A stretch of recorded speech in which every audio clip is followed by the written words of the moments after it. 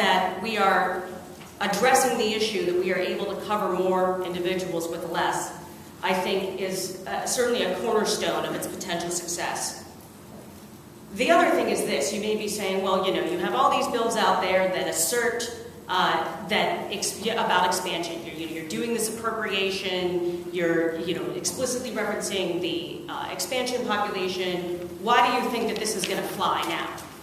And here's what I have to say to that. It was, I believe, very important for us as Democrats and for those of us who are trying to stand up for what is right to cover those that are working hard and have no access to coverage, to affirmatively state that we want to expand coverage, and that's what we did. But I want to be clear on something else. I don't want people and the naysayers to use this as an excuse, because it's actually not legislatively needed. You heard me right. It's not legislatively needed to achieve expansion. The only thing that we need to do is create a fund to accept the federal dollars.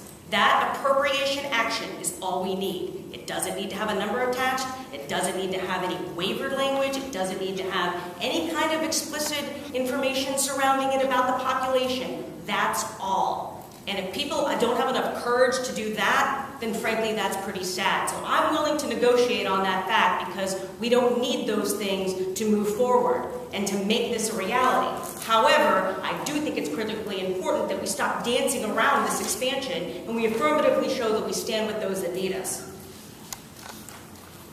So at this time, I want to thank HPIO and Ohio State for their expertise and assistance. All of the data that I referenced and the assumptions are available via email from my office by request, so we'll take your email addresses if you're interested. And if the press has any questions for HPIO, they can give them directly to the Executive Director, Amy Rowling-McGee, at her email address, which I have and would be happy to provide you. She's currently out of town, but has graciously made herself available to answer any questions via email. So now that I've done that housekeeping, I just want to say that this bill, I believe, achieves the goal of covering more Ohioans, primarily working adults, while holding providers and patients accountable for care and collecting data to improve workforce development initiatives. President Faber just said yesterday, quote, "We've taken a position all along in the Senate that any Medicaid-type issue needs to figure out how we're going to be more cost-effective and serve more people with less money." Well, President Faber, here it is.